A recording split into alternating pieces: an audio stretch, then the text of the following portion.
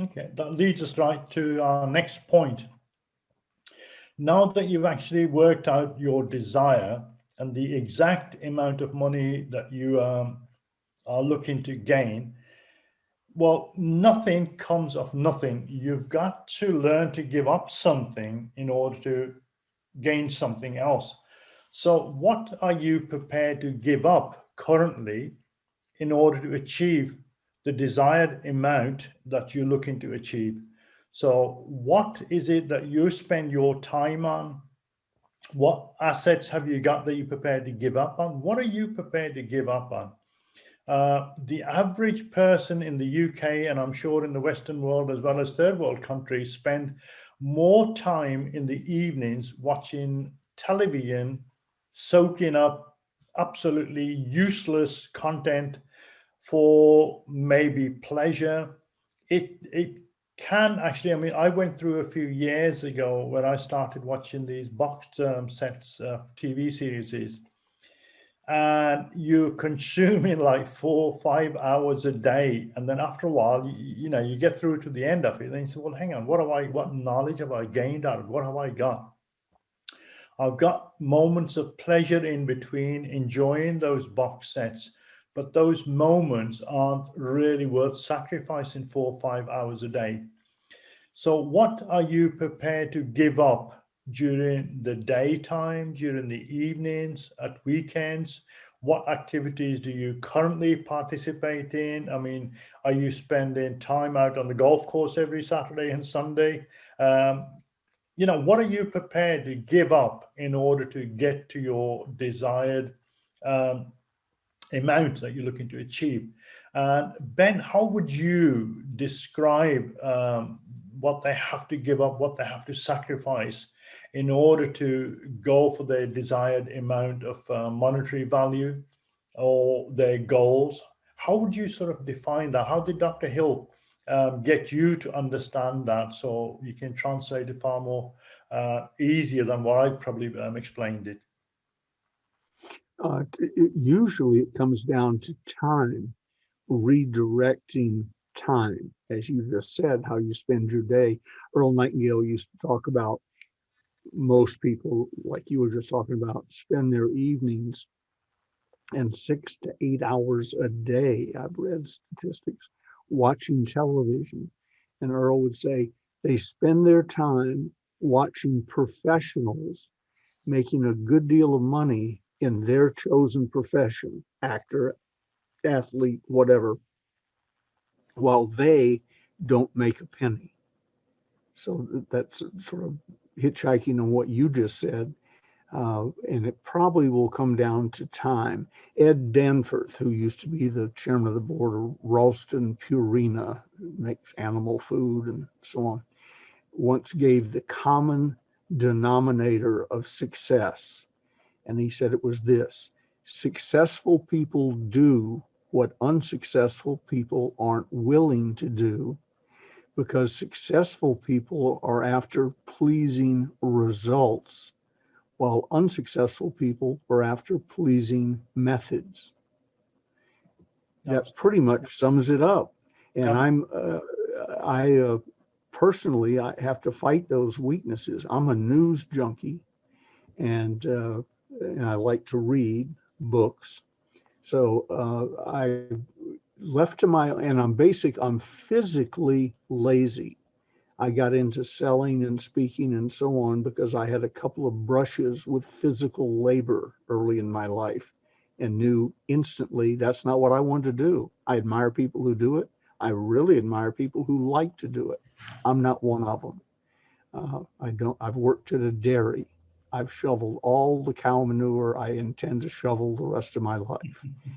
I hot tarred a roof. That's where you take the boiling tar and asphalt, whatever it is, in a bucket with a mop and you slop it all over a roof. And fortunately for me, I did it in Atlanta, Georgia in the summertime. So not only was it a miserable job, I almost got a heat stroke as a teenager up on that roof. And I came down, I did the job, got paid, came down off the roof, got paid, and vowed I had hot tarred my first and last roof. I was going to do it some other way. Uh, so uh, the you have to decide what you're going to give up, which was the original question. It's usually time. At least that's a major factor in it. And we all got the same number of minutes and hours and seconds in a day. It's redirecting the time you have left to my own devices, being physically lazy, being a news junkie, and I love to read.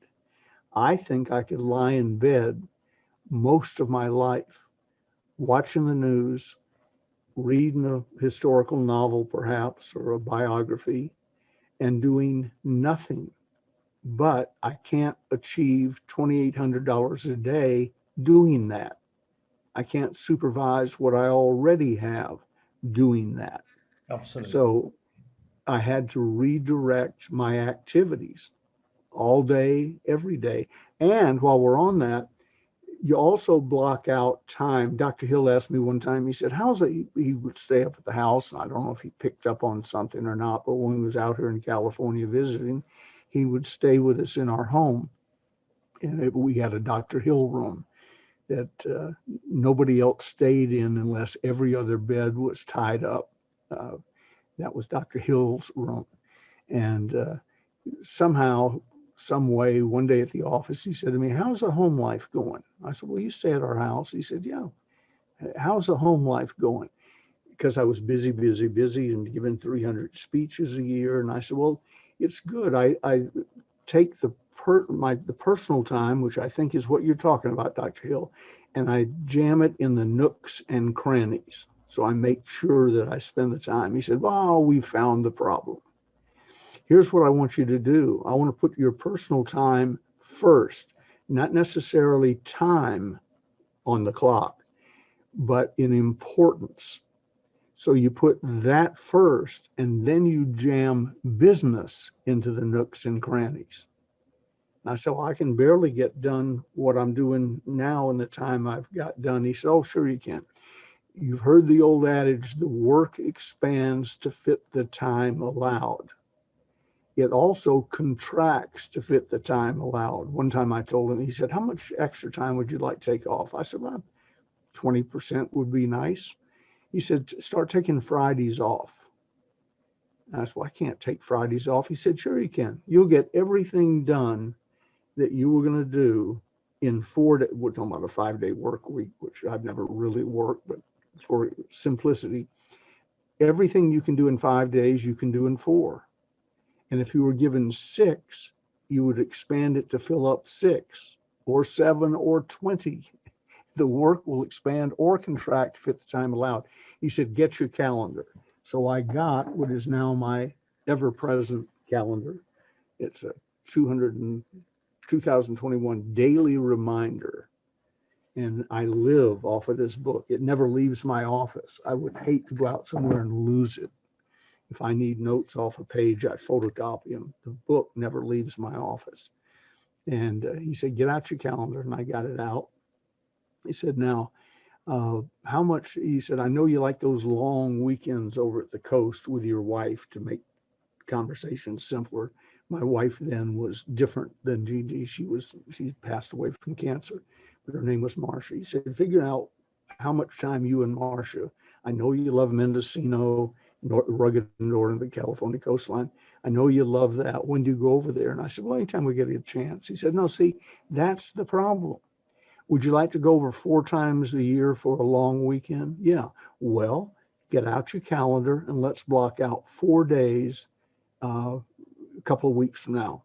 Then go forward a quarter of the year and block out 4 days, and then again and again and again until we have at least the next year lined up. 4 4-day weekends in Mendocino. He said, you can go other places if you want, but let's just use that. Now block it out. So I wrote him in. He said, now, when somebody asks you to give a speech or hold a meeting or do this or that, and you open your calendar and it's a Mendocino weekend, the answer is no, can't do it. So you put the personal thing first. How many times do you and Marcia go out to dinner? I said, well, we entertain a lot. And so, frequently. He said, no. I said, how often do you and your wife go out to dinner, the two of you? not 25 people, and you're working. No matter what it looks like, you're working. I said, well, not very often. He said, why don't we block out one night a week? Sacrosanct, write it down, no meetings, no banquets, no nothing. Do those. So we did, and it's a rule I follow with Gigi to this day. We have time that nothing can interfere with, personal time, one-on-one, and we have the long weekend in Mendocino. Usually Little River is another place on the Northern California coastline. Sacrosanct, I look at it, look forward to it, and every time we write in one of those or do one of those, I think of Dr. Hill. Take your business life and jam it into the nooks and crannies of your personal life, or else you don't have a life. And Dr. Hill, I might add, admitted that he hadn't run his personal life. He was preaching from hard experience. He had not run his personal life with his wives and children and so on like he wished he had. So he was a real advocate for it. So you got to get your priorities straight. And that's a magnificent way, I think, to do it. And you can expand it to more. I don't do 2-week vacations. I would kill somebody before I got to the end of 2 weeks. I really enjoy working. So 4 days at the coast, watching the ocean, sipping a little wine, having some good food is plenty for me. By Sunday night, I'm ready to pack up and head home. So, but whatever floats your boat, as we say in America, whatever floats your boat, do that, but lock it in. And while we're on the subject of this, if you don't have a day plan, let me turn to a page where you don't get really to see anything. Here's the type I like. It's like a hymnal, and the pages are blank. You get 1 day per 1 page per day, and it's simple. I don't have to write in anybody's little boxes and do it the way they think it should be done. It doesn't have any hours on it. It's just, here's the day. How do you want it? And then you see those things where people say, when do you lay out tomorrow? If you wait till tomorrow morning, it's too late. Well, if you wait till the night before tomorrow, it's too late. I build my days in the future all year long. I just took a deal for a thing in late July. This is April. So when somebody asked me, can you do this on July, whatever it was, the answer is no. I can't do it. It's already blocked out. But I probably won't think about that again until I'm flipping through the calendar in July and happen to see it flash by and then look at it. My day is laid out as we go. And following the daily success system that Dr. Hill taught me, about 10 of those things I do every day are the same, and they're mandated and they're locked in. What goes in this calendar is the new things, new for tomorrow. It drives Gigi crazy. She'll say, just did today. Can we go to so-and-so's to have pizza? They got a new pizza oven or something. Thursday night. I said, I don't know. The calendar's in the office. Go check the calendar. Well, don't you know? No. Dr. Hill freed me up. I don't have to remember all that stuff. We're sort of freewheeling, or at least I am. And I apologize for that, but things come to me that it may not come up again. I think that's semi-important, that as they come upon me, I share them with you. Good. Well, this is what we're doing on the fly, because that's where the gold nuggets are really. That leads us straight back to the next question. That first of all, you've got to have that desire. Second is that you need to know exactly what the monetary value it is that you're trying to achieve. Third, what are you prepared to give up in return, time-wise? And next one in line is select a defined or a definitive date by which you wish to acquire this amount by.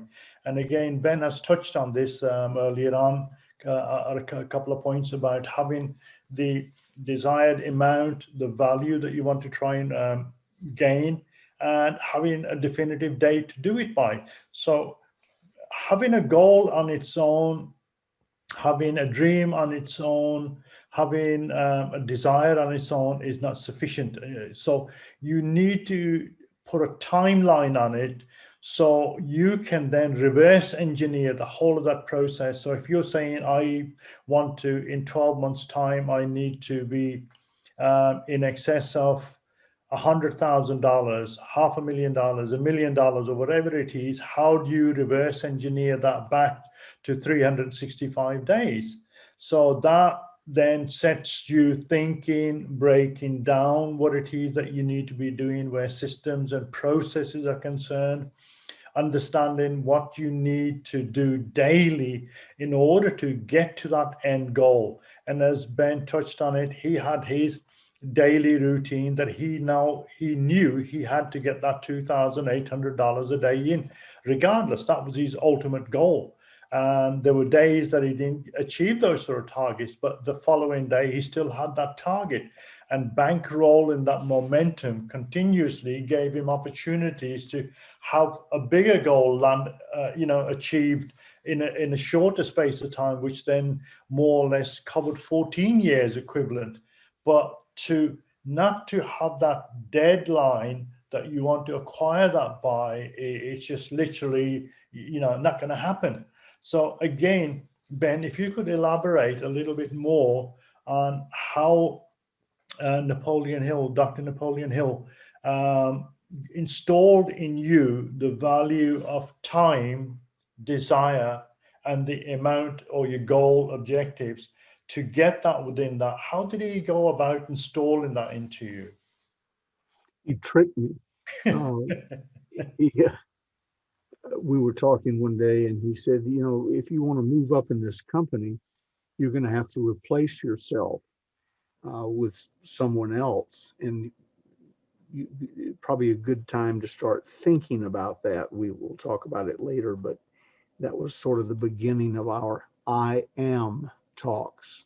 You don't set a goal, you claim it. I am now. Trick the brain.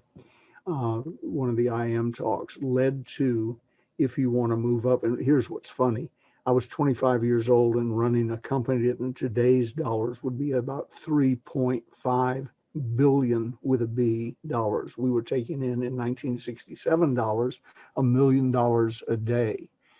And I was president. Above me was the owner and chairman of the board, William Penn Patrick. Dr. Hill said, you're going to have to replace yourself to move up. And I wasn't bright enough to think, move up to what? Unless Bill dies, which he did in a plane crash, I don't have a lot of place to go. But I bit and I said, okay. He said, so what we need to do now is design what you want that guy or a girl, back in those days, it was probably going to be a guy, what you want that guy to do every day. Let's develop a job requirement. He's got to do this and this and this, and be tough on him. You might even put some things on the list that you ought to be doing, but you don't.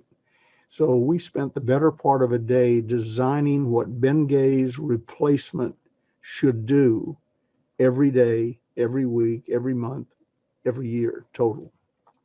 And when we got done, argued about things, took things out, put them in, reorganized them in the order of their importance, et cetera. When we finally got done, there was a list that was pretty good. I think you could teach this in a college class. And I called my executive assistant / secretary, Martha Conley, in, and I said, Marty, could you type these up, double space, all caps, bold, so it'll be easy for him to read? And she did that, came back in, and I said, a copy for Dr. Hill, please. Comes back in, gives Hill a copy and me a copy. And Dr. Hill looked at it, we agreed on it, and then he took his copy and he wrote on the top of it something like Ben Gay's to-do list. And then he handed it to me. He said, now you know what you're supposed to do every day. I said, well, my replacement. He said, replacement what? You're the president of the company. This is what you need to do every day. And you were talking about, you got to plan this and set this time and so on. The system, that was called, we call that my daily success system. The system will force you to do all sorts of things because it's next on the list, or next on the list, or next on the list, or something's happened to move something into the middle of the schedule, but that's fine. By the time you go home, mentally or physically, this is what's supposed to be done every day, not if you're in the mood to do it.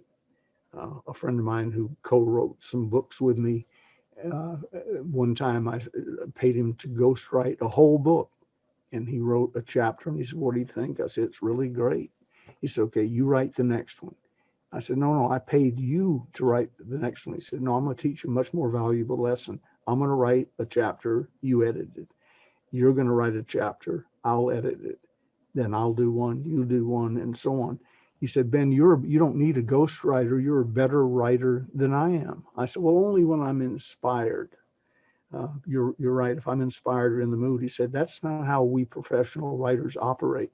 We write every day, whether we're in the mood or not, whether we're inspired or not. So your goal from this day forward is to write at least one page of printable copy. In other words, written, edited, ready to, if you had to, it could go right to the printer to be inserted in a book.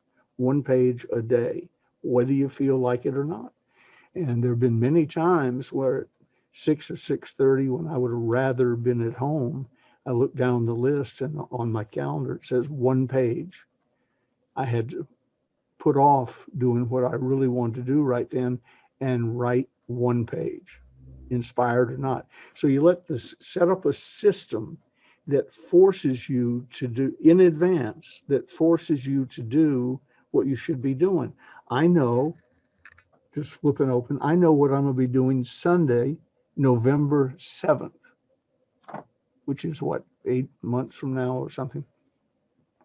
I know exactly what I'm going to be doing and what I'm not going to be doing. I'm not going to be doing lots of things that I perhaps might rather do, but it's in the system. And unless somebody dies or something radically changes, that's what I'm going to do. So you let the system do it, and then you constantly check yourself. I've been blessed with so many great mentors and friends. I could name 20 people that everybody watching would know who they were. And in any given week, most of the 20 were in our office doing something. They worked for us in seminars, or they were promoting something, or selling us something, or what have you. But the great Og Mandino, Zig Ziglar, Earl Nightingale, the great sales trainer, J. Douglas Edwards, they were wandering around the building all the time. So sometimes I'll attribute a lesson to somebody and maybe I don't have it right. But either Dr. Hill or Ray Considine said to me to ask myself 20 times a day, or any time I was in doubt, ask yourself this: is this the most important thing I can be doing right now? And if it's not, for my goals and objectives and so on, if it's not, drop it and do what is the most important thing you can be doing. Now, sometimes something that's vitally important can't be done until you're with so-and-so on Friday. Got that? But today, as we're recording this, it's a Tuesday. Is this the most important thing I can be doing today, Tuesday, at this hour? And if it's not, shift gears and do what is. Excellent. That helps us to move on. So we've now got our desire, the exact amount of money that we wish to acquire, and what are we prepared to give up in return. We've now selected a date that we are going to achieve this goal by,